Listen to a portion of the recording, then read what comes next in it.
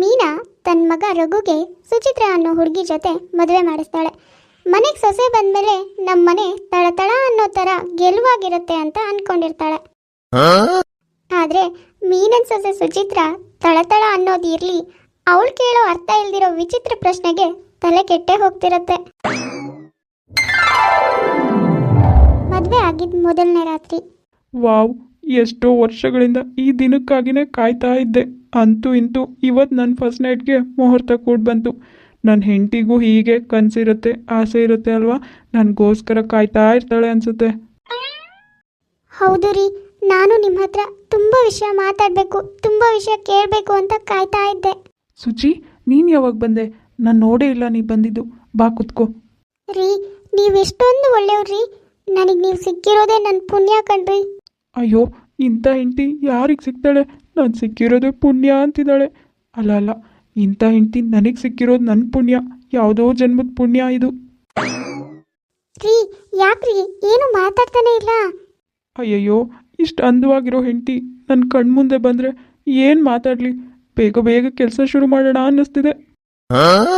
ಏನಾದರೂ ಹೇಳಿದ್ರಾ? ಹಾಂ, ಏನಿಲ್ಲ ಸುಚಿ, ನೀನೇ ಏನೋ ಹೇಳ್ತಾ ಇದೆಯಲ್ಲ, ಹೇಳು. ರೀ, ಏನು ಗೊತ್ತಾ ರೀ, ಮದುವೆ ಮಂಟಪದಲ್ಲಿ ನಾವಿಬ್ರು ನಿಂತ್ಕೊಂಡಿದ್ವಲ್ಲ, ಅವಾಗ ನನಗೆ ಏನು ಅನ್ನಿಸ್ತಾ ಇತ್ತು ಗೊತ್ತಾ? ಏನು ಅನ್ನಿಸ್ತಾ ಇತ್ತು ಚಿನ್ನ? ಅದು ರೀ, ಇವಾಗೇನು ಈ ಮಂಟಪ ನಮ್ಮ ತಲೆ ಮೇಲೆ ಬಿದ್ದು ನಾವಿಬ್ರು ಅಲ್ಲೇ ಸತ್ತೋಗ್ತೀವೇನೋ ಅಂತ ಅನ್ನಿಸ್ತಾ ಇತ್ತು ರೀ. ಏನು ಸತ್ತೋಗದ? ಲೇ, ನಿನಗ್ಯಾಕೆ ಹಾಗನ್ನಿಸ್ತು? ಅದು ಅಷ್ಟು ಒಳ್ಳೆ ಸಂದರ್ಭದಲ್ಲಿ. ಹೌದು ರೀ, ಮತ್ತೆ ಇವಾಗ ನಾನು ಬರೋ ಸ್ವಲ್ಪ ಹೊತ್ತಿನ ಮುಂಚೆ ಏನು ಅನ್ನಿಸ್ತು ಗೊತ್ತಾ? ಹಾಂ, ಏನು ಅನ್ನಿಸ್ತು? ಅದು ಏನು ಗೊತ್ತಾ, ನಮ್ಮಿಬ್ರು ಫಸ್ಟ್ ನೈಟ್ ಮುಗಿದ್ಮೇಲೆ ನೀವು ಸತ್ತೋಗ್ತೀರಾ ಅಂತ ಅನ್ನಿಸ್ತಾ ಇತ್ತು ರೀ. ಅಯ್ಯೋ ದೇವ್ರೆ, ಇವಾಗ ತಾನೇ ನನಗಿಂತ ಹೆಂಡತಿ ಸಿಕ್ಕಿರೋದು ನನ್ನ ಪುಣ್ಯ ಅಂತ ಅಂದ್ಕೊಳ್ತಿದ್ದೆ. ಆದರೆ ಇವಳು ನಾನು ತಾಳಿ ಕಟ್ಟೋಕ್ಕಿಂತ ಮೊದಲಿಂದನೂ ನಾನು ಸಾಯೋ ಕನಸೇ ಕಾಣ್ತಿದ್ದಾಳೆ. ಏನು ಕರ್ಮನೋ ದೇವ್ರೇ. ರೀ, ನಿಮಗೂ ಹೀಗೆ ಅನ್ನಿಸ್ತಾ ಇತ್ತೇನ್ರಿ? ಲೇ, ಸಾಕು ಸುಮ್ಮನೆ ಇರೇ. ನೀನು ನಿನ್ನ ವಿಚಿತ್ರ ಯೋಚನೆಗಳು. ಛೇ, ಹೋಗಿ ತೆಪ್ಪಗೆ ಬಿದ್ಕೊಳ್ಳೆ. ಹಾಂ, ಮತ್ತೆ ನಮ್ಮ ಫಸ್ಟ್ ನೈಟು? ಫಸ್ಟ್ ನೈಟು ಇಲ್ಲ, ಎಂಥದ್ದು ಇಲ್ಲ. ಹೋಗಿ ಸುಮ್ಮನೆ ಬಿದ್ಕೋ. ಫಸ್ಟ್ ನೈಟ್ ಅಂತೆ, ಫಸ್ಟ್ ನೈಟು ಹಾಳಾದಳು. ಅದು ಏನು ಅಂತ ಗಂಟು ಬಿದ್ಲೋ ಏನೋ. ಮೊದಲನೇ ರಾತ್ರಿ ದಿನನೇ ನಾನು ಮೂಡ್ ಔಟ್ ಮಾಡಿಬಿಟ್ಲು.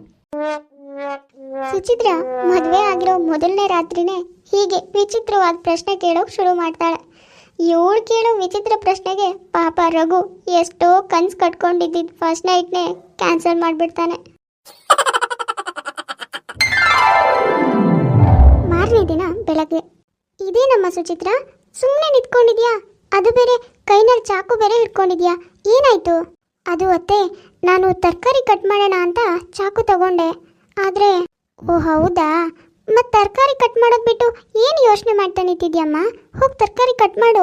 ಅದು ಅತ್ತೆ, ನನಗೇನು ಅನಿಸುತ್ತೆ ಅಂದರೆ, ಈ ಚಾಕುನ ಅಂಗಡಿಯಿಂದ ತೊಗೊಂಬಂದ್ರಲ್ಲ ನೀವು, ಆ ಅಂಗಡಿಗೆ ದೇವರೇ ಈ ಚಾಕುನ ಕಳಿಸ್ಕೊಟ್ಟಿದ್ದಾನೆ ಅನಿಸುತ್ತೆ. ಈ ಚಾಕುವಿಂದ ಯಾರಿಗಾರು ಇರಿದ್ಬಿಟ್ಟು ಸಾಯಿಸ್ಲಿ ಅಂತ ಅವನೇ ಮೊದಲೇ ಪ್ರಿಪೇರ್ ಮಾಡಿ ಕಳಿಸಿದ್ದಾನೆ ಅನಿಸ್ತಿದೆ. ಹಾಂ, ಲೇ, ಏನೇ ಮಾತಾಡ್ತಿದ್ಯಾ? ನಿನಗೆ ತಲೆ ಕೆಟ್ಟಿದ್ಯಾನೆ, ಏನೇನೋ ಮಾತಾಡ್ತಾ ಇದೆಯಾ? ಅಯ್ಯೋ ಅತ್ತೆ, ನಾನು ಚೆನ್ನಾಗೇ ಇದ್ದೀನಿ. ಏನು ಗೊತ್ತಾ ಅತ್ತೆ, ಈ ಚಾಕು ನೋಡಿದಾಗ ನನಗನ್ನಿಸ್ತಾ ಇತ್ತು, ಇವಾಗ ಯಾರು ಅಡುಗೆ ಮನೆಗೆ ಬರ್ತಾರೋ ಅವರಿಗೆ ಚುಚ್ಚಿದ್ರೆ ಏನಾಗತ್ತೆ ಅಂತ, ಅಲ್ವಾ ಅತ್ತೆ? ಹಾಂ, ಅಯ್ಯೋ ದೇವ್ರೆ, ಏನೇ ಆಗಿದೆ ನಿನಗೆ? ಏನೇನೋ ಮಾತಾಡ್ತಾ ಇದೆಯಲ್ಲ. ಲೋ ರಘು, ಬಾರೋ ಇಲ್ಲಿ, ನಿನ್ನ ಹೆಂಡತಿ ಏನೇನೋ ಮಾತಾಡ್ತಿದ್ದಾಳೆ. ನೋಡೋ ಮಗನೇ, ನಿನ್ನ ಹೆಂಡತಿ ಹೇಗೆ ಹೇಳ್ತಿದ್ದಾಳೆ. ಅವಳ ಕೈಯಲ್ಲಿರೋ ಚಾಕು ತಗೊಂಡು ನನಗೆ ಚುಚ್ತಾಳೆ, ಹಂಗೆ ಅನ್ನಿಸ್ತಿದ್ಯಂತೆ ಕಣ ಅವಳಿಗೆ. ಲೇ ಸುಚಿ, ಏನೇ ಆಗಿದೆ ನಿನಗೆ? ತಲೆಗಿಲೆ ಕೆಟ್ಟಿದೆಯೇನೆ? ಅದು ರೀ. ಅಮ್ಮ, ಇವಳಿಗೇನೋ ತಲೆ ಕೆಟ್ಟಿದೆ, ಅದಕ್ಕೆ ಹೀಗೆಲ್ಲ ಮಾತಾಡ್ತಿದ್ದಾಳೆ. ಬಿಟ್ಟಾಕು ನೀನು. ರಾತ್ರಿ ಕೂಡ ಏನೇನೋ ಮಾತಾಡಿ ನನ್ನ ಫಸ್ಟ್ ನೈಟ್ನೆಲ್ಲ ಹಾಳು ಮಾಡಿದ್ಲು. ಸರಿ, ನೀನು ಬಾ ನನ್ನ ಜೊತೆ. ಇವಳ ಜೊತೆ ಇದ್ರೆ ವಿಚಿತ್ರ ಪ್ರಶ್ನೆ ಕೇಳಿ ತಲೆ ತಿಂತಾಳೆ ಇನ್ನ. ಸುಚಿತ್ರ ತನ್ನ ವಿಚಿತ್ರ ಪ್ರಶ್ನೆಗಳನ್ನ ಅತ್ತೆ ಹತ್ರನೂ ಬಿಡಲ್ಲ, ಅವ್ರಿಗೂ ಹೇಳ್ತಾಳೆ. ಹೀಗೆ ಒಂದು ಸ್ವಲ್ಪ ದಿನ ಕಳೀತಾರೆ. ಒಂದಿನ ಅತ್ತೆ ಸೊಸೆ ಇಬ್ರು ಮಾರ್ಕೆಟಿಗೆ ಹೋಗ್ತಾ ಇರ್ತಾರೆ. ನೋಡು ಸುಚಿ, ಇವಾಗಲೇ ಹೇಳ್ತಿದ್ದೀನಿ, ಇವಾಗ ಹೋಗ್ತಿರಲ್ಲಿ ಯಾರೇ ಸಿಕ್ಕಿದ್ರು ನೀನು ಮಾತಾಡಕೂಡ್ದು. ನೀನು ಬಾಯಿ ಬಿಟ್ಟರೆ ವಿಚಿತ್ರವಾದ ಪ್ರಶ್ನೆ ಕೇಳಿ ಎಲ್ಲರೂ ಆಡ್ಕೊಳ್ಳೋ ಹಾಗೆ ಮಾಡ್ತೀಯಾ. ಆಮೇಲೆ ಎಲ್ಲರೂ ಮೀನಾ ಅವಳ ಮಗನಿಗೆ ಯಾವುದೋ ತಲೆ ಕೆಟ್ಟಿರೋ ಹುಡುಗಿ ತಂದು ಮದುವೆ ಮಾಡಿದ್ದಾರೆ ಅಂತಾರೆ. ಅದಕ್ಕೆ ಇವಾಗಲೇ ಹೇಳ್ತಾ ಇದ್ದೀನಿ, ಬಾಯಿ ಮುಚ್ಕೊಂಡಿರು, ಏನು ಮಾತಾಡಬೇಡ. ಅಯ್ಯಯ್ಯೋ, ಏನು ಅನ್ಸುತ್ತೋ ನನಗೆ ಅದನ್ನು ಇವ್ರ ಹತ್ರ ಕೇಳ್ತೀನಿ ಡೈರೆಕ್ಟಾಗಿ. ಅದಕ್ಕೆ ಒಳ್ಳೆ ತಿನ್ನೋ ಹಾಗೆ ಮಾಡ್ತಾರೆ ತಾಯಿ ಮಗ ಇಬ್ರು. ಲೇ ಸುಚಿತ್ರಾ, ಹೇಳಿದ್ ಕೇಳಿಸ್ತೇನೆ. ಏನು ಗೊಣಗ್ತಾ ಅಲ್ಲೇ ನಿಂತ್ಕೊಂಡಿದ್ಯಾ? ಬೇಗ ಬೇಗ ಬಾ. ಹಾಂ ಸರಿ ಅತ್ತೆ, ಏನು ಮಾತಾಡಲ್ಲ. ನೀವು ಹೇಳ್ದಾಗೆ ಸುಮ್ಮನೆ ಇರ್ತೀನಿ, ಬಾಯೇ ಬಿಡಲ್ಲ, ಆಯ್ತಾ? ಅದು ಅತ್ತೆ, ಏನು ಗೊತ್ತಾ, ನಮ್ಮನೇಲಿ ಕೋಳಿ ಇದೆಯಲ್ಲ, ಆ ಕೋಳಿನ ಎಲ್ಲಿಂದ ತಗೊಂಬಂದ್ರಿ ಅತ್ತೆ? ಆ ಕೋಳಿನ ನನ್ನ ತವ್ರ ಮನೆಯಿಂದ ತಂದಿದ್ದು ಕಣೆ. ಯಾಕೆ ಹೇಳೋ? ನಿಮ್ಮ ತವ್ರ ಮನೇಲಿ ಎಲ್ಲಿಂದ ತಗೊಂಬಂದ್ರಂತೆ ಅತ್ತೆ? ಅವ್ರು ಎಲ್ಲಿಂದನೂ ತಂದಿಲ್ಲ ಕಣೆ, ಮನೇಲೆ ಮರಿ ಹಾಕಿದಂತೆ. ಅಂದರೆ ಅತ್ತೆ, ನಿಮ್ಮ ತವ್ರ ಮನೆಯವರೇ ಮರಿ ಹಾಕಿದ್ದ? ಅಯ್ಯೋ ದೇವ್ರೇ, ಇದಕ್ಕೆ ನಿನಗೆ ಹೇಳೋದು ಬಾಯಿ ಮುಚ್ಕೊಂಡಿರು, ಬಂದಲ್ಲಿ ಹೋದಲ್ಲಿ ಅಂತ. ಮನೇಲಿರೋ ಕೋಳಿ ಕಡೆ ಮರಿ ಹಾಕಿದ್ದು. ಕೋಳಿ ಮರಿನ ಮನುಷ್ಯರು ಹಾಕೋಕ್ಕಾಗುತ್ತೇನೆ? ಭಗವಂತ, ಈ ಹುಡುಗಿ ವಿಚಿತ್ರವಾಗಿ ಪ್ರಶ್ನೆ ಕೇಳೋದನ್ನ ಯಾವಾಗ ಬಿಡ್ತಾಳೋ ಏನೋ. ಮೀನಾ ದಾರಿ ಉದ್ದಕ್ಕೂ ಸುಚಿಗೆ ಬುದ್ಧಿ ಹೇಳ್ಕೊಳ್ತಾ ಕರ್ಕೊಂಡು ಹೋಗ್ತಾಳೆ. ಅತ್ತೆ ಸೊಸೆ ಇಬ್ರು ತರಕಾರಿ ತಗೊಳ್ಳೋಣ ಅಂತ ತರಕಾರಿ ಮಾರ್ಕೆಟಿಗೆ ಬರ್ತಾರೆ. ರಾಮಣ್ಣ, ಆರಾಮಿದ್ದೀರಾ? 1 kg ಟೊಮೊಟೊ, 1 kg ಹಾಲು, 1 kg ಹೀರೆಕಾಯಿ, ಹಾಗೆ 1 ಕಟ್ ಕೊತ್ತಂಬರಿ, ಇದೆಲ್ಲ ಸೇರಿಸ್ಕೊಟ್ಬಿಡಿ. ರಾಮಣ್ಣ, ನೀವು ಕೊತ್ತಂಬರಿ ಸೊಪ್ಪು ಹೇಗೆ ಬೆಳಿತೀರಾ? ಅಯ್ಯೋ ರಾಮ, ಈ ಸುಚಿತ್ರ ರಾಮಣ್ಣನ ಹತ್ರನೂ ತನ್ನ ತಲೆ ನೆಟ್ಟಗಿಲ್ಲ ಅಂತ ತೋರಿಸ್ಕೊಳ್ತಾಳೆ ಅನ್ಸುತ್ತೆ. ಅಷ್ಟು ಹೇಳಿದ್ದೀನಿ, ಬಾಯಿ ಮುಚ್ಕೊಂಡು ಬಾರೆ, ಏನು ಮಾತಾಡಬೇಡ ಅಂತ. ಅಯ್ಯೋ ದೇವ್ರೇ, ಇವಳಂತೂ ಬದಲಾಗಲ್ಲ. ಅದು ಏನಿಲ್ಲಮ್ಮ, ಅದ್ರ ಬೀಜನ ಮಣ್ಣಿಗೆ ಹಾಕ್ತೀವಿ, ಈ ಸೊಪ್ಪು ಬೆಳಿತೀವಿ ಅಷ್ಟೇ. ಮೀನಾ, ನಿನ್ನ ಸೊಸೆ ತುಂಬ ಚೆನ್ನಾಗಿ ಯೋಚನೆ ಮಾಡ್ತಾಳೆ ಕಣೆ, ಬುದ್ಧಿವಂತೆ ಹುಡುಗಿ. ಹೌದೌದು ಇರು, ಇನ್ನೂ ಸ್ಟಾರ್ಟ್ ಮಾಡಿದಾಳೆ. ಇನ್ಮೇಲೆ ನಿಮಗೆ ಗೊತ್ತಾಗುತ್ತೆ ನನ್ನ ಸೊಸೆ ಎಷ್ಟು ಚೆನ್ನಾಗಿ ಮಾತಾಡ್ತಾಳೆ, ಎಷ್ಟು ಬುದ್ಧಿವಂತೆ ಅಂತ. ಓ ಥ್ಯಾಂಕ್ ಯು ರಾಮಣ್ಣ. ರಾಮಣ್ಣ, ಮತ್ತೆ ನೀವು ಆ ಬೀಜನ ಎಲ್ಲಿಂದ ತರ್ತೀರಾ? ಶುರು ಮಾಡಿದ್ಲು ಚಿತ್ರ ವಿಚಿತ್ರ ಪ್ರಶ್ನೆ ಕೇಳಿ ತಲೆ ತಿನ್ನೋಕೆ. ಅಯ್ಯೋ, ಒಳ್ಳೆ ಹುಡುಗಿ ನೀನು. ಅದೇ ಕಣಮ್ಮ, ಇದೇ ಗಿಡದಲ್ಲೇ ಬೀಜ ಬಿಡ್ತಾವಲ್ಲ, ಅವನ್ನೇ ಹಾಕೋದು. ಓ ರಾಮಣ್ಣ, ಅಂದರೆ ನಿಮ್ಮ ಮಾತಿನ ಅರ್ಥ ಈ ಗಿಡದಲ್ಲಿ ಬಿಟ್ಟಿರೋ ಬೀಜ ಹಾಕಿದ್ರೆ ಗಿಡ ಹುಟ್ಟುತ್ತೆ ತಾನೇ ಬೇರೆ? ಆದರೆ ಈ ಗಿಡ ಹೇಗೆ ಹುಟ್ಟು? ಬೀಜ ಇಲ್ದೇನೆ ಒಂದು ಗಿಡ ಹುಟ್ಟುತ್ತಾ ಮೊದಲೇ? ಏನು ಮಾತಾಡ್ತೀಯಮ್ಮ, ಮೊದಲೇ ವ್ಯಾಪಾರ ಆಗಿಲ್ಲ ಅನ್ನೋ ತಲೆ ಬಿಸಿನಲ್ಲಿದ್ದೀನಿ, ಅದ್ರ ಮಧ್ಯೆ ತಲೆ ಕೆಟ್ಟಿರೋರ ಥರ ಪ್ರಶ್ನೆ ಕೇಳ್ತಿದ್ಯಾ. ಗಿಡ ಮೊದಲು ಬೀಜ ಮೊದಲು, ಬೀಜ ಮೊದಲು ಅಂತ. ಬೆಳಗ್ಗೆ ಬೆಳಗ್ಗೆನೆ ನನ್ನ ತಲೆ ತಿನ್ಬೇಡ, ಸುಮ್ಮನೆ ಹೋಗಮ್ಮ ಇಲ್ಲಿಂದ. ಸಾಕು, ಬಾಯಿ ಮುಚ್ಕೊಂಡು ಬಾರೆ. ಅವಾಗಲೇ ಅಷ್ಟೆಲ್ಲ ಹೇಳಿದ್ನಲ್ಲೇ ನಿನಗೆ, ಏನು ಮಾತಾಡಬೇಡ, ಬಾಯಿ ಮುಚ್ಕೊಂಡಿರು ಅಂತ. ಆದರೆ ತಲೆ ಹೊಟ್ಟೆ ಪ್ರಶ್ನೆ ಕೇಳೋದನ್ನ ನನಗಂತೂ ತಲೆ ಕೆಟ್ಟು ಹೋಗಿದೆ. ನೀನು ನೋಡಿ ನೋಡಿ, ನಿನಗೆ ವಿಚಿತ್ರ ಅಂತ ಹೆಸರಿಡಬೇಕಿತ್ತು, ಯಾರೋ ಮಿಸ್ ಆಗಿ ಸುಚಿತ್ರ ಅಂತ ಹೆಸರಿಟ್ಟಿದ್ದಾರೆ.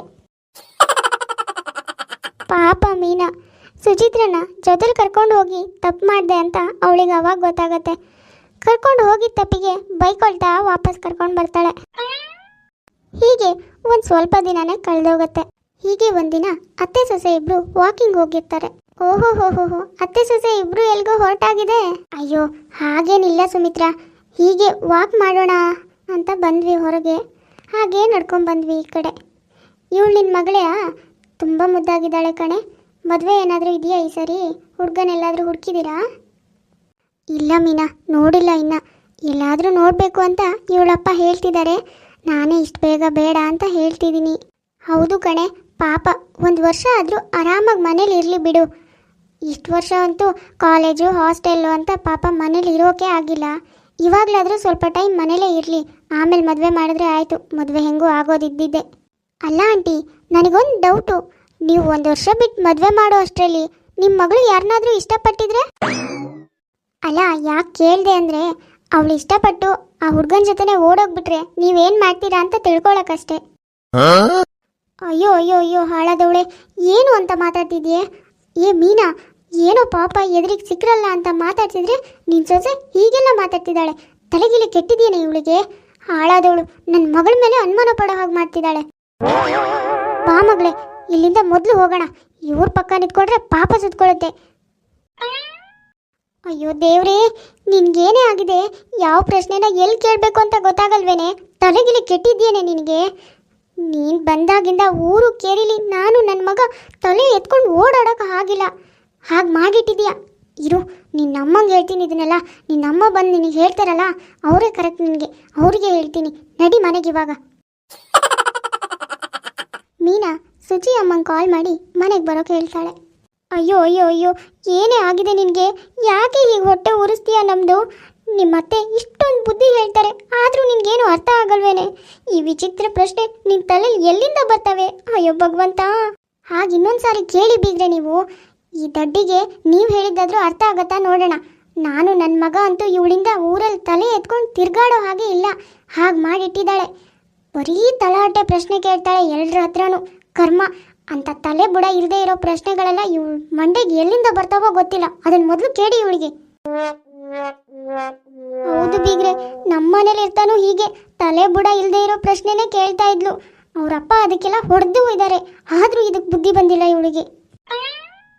ಹಾ, ಅಂದ್ರೆ ಈ ರೋಗ ಇವಾಗ ಬಂದಿರೋದಲ್ಲ, ಮೊದಲಿಂದನೂ ಇರೋ ರೋಗನೇ. ನಿಮಗಿದೆಲ್ಲ ಗೊತ್ತಿದ್ದು ನಮ್ಮ ಜೊತೆ ಮದುವೆ ಮಾಡಿಸಿದ್ರಾ?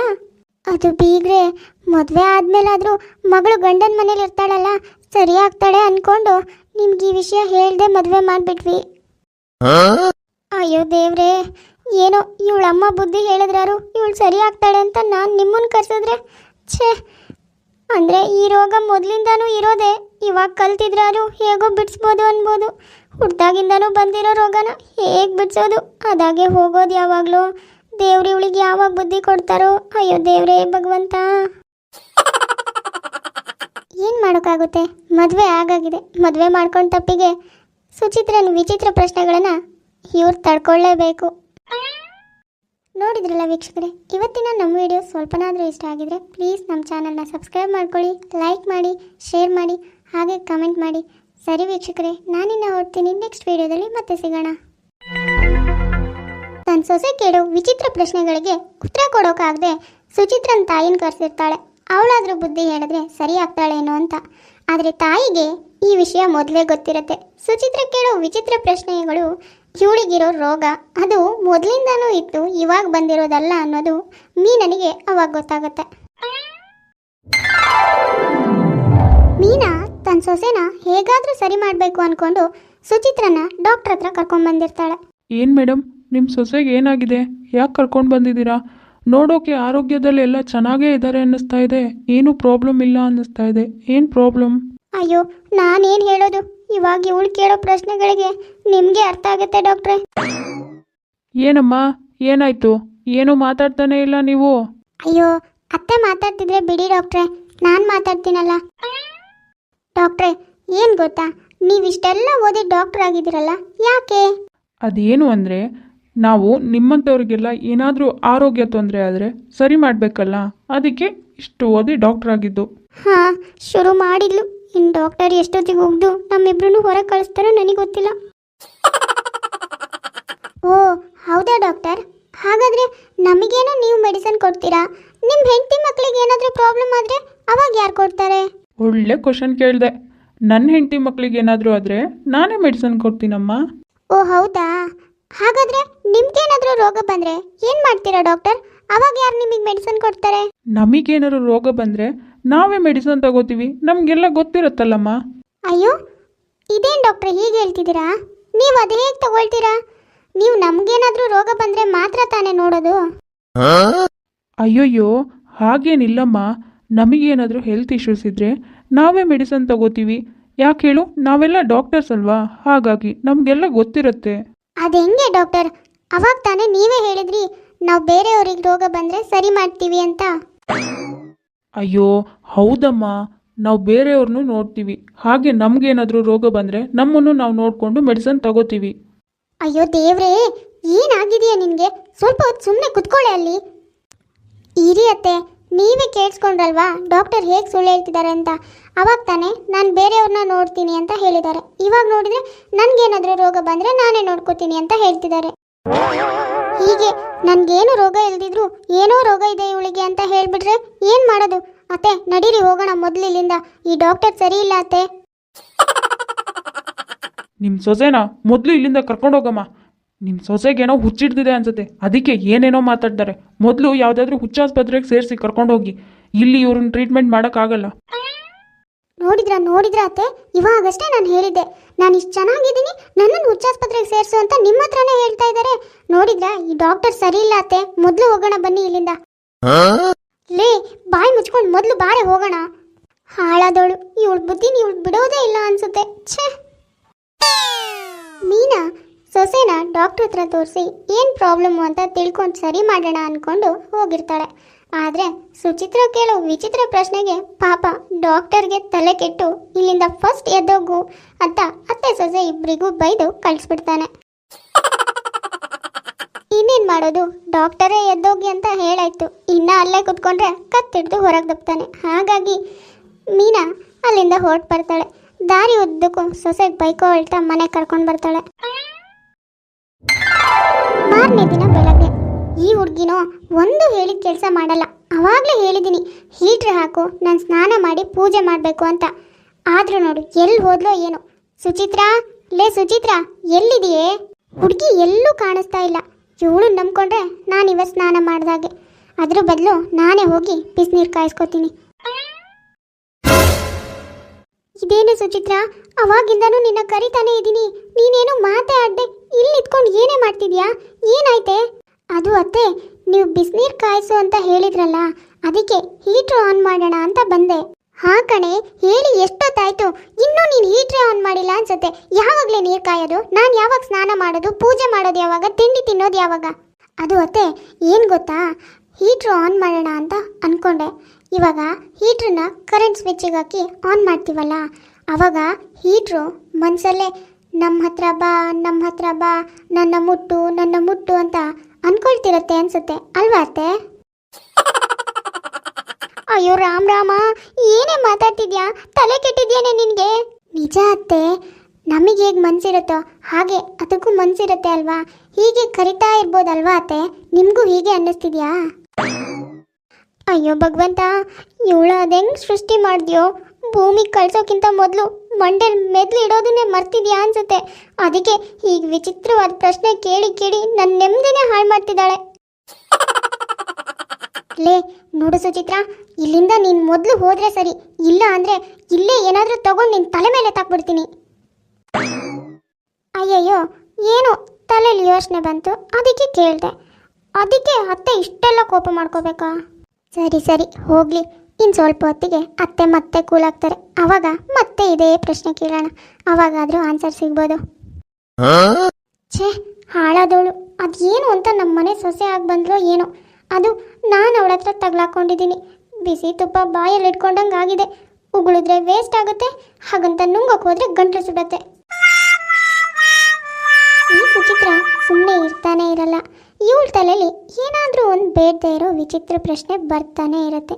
ಅದು ಬೇರೆ ಇವಳ ಪ್ರಶ್ನೆ ಎಲ್ಲಿ ಹೇಗೆ ಕೇಳಬೇಕು ಅಂತ ಏನಿಲ್ಲ. ಯಾರೇ ಇದ್ದರೂ ಇವಳಿಗೆ ಏನು ತಲೆಯಲ್ಲಿ ಬರುತ್ತೋ ಅದನ್ನೇ ಕೇಳ್ತಿರ್ತಾಳೆ.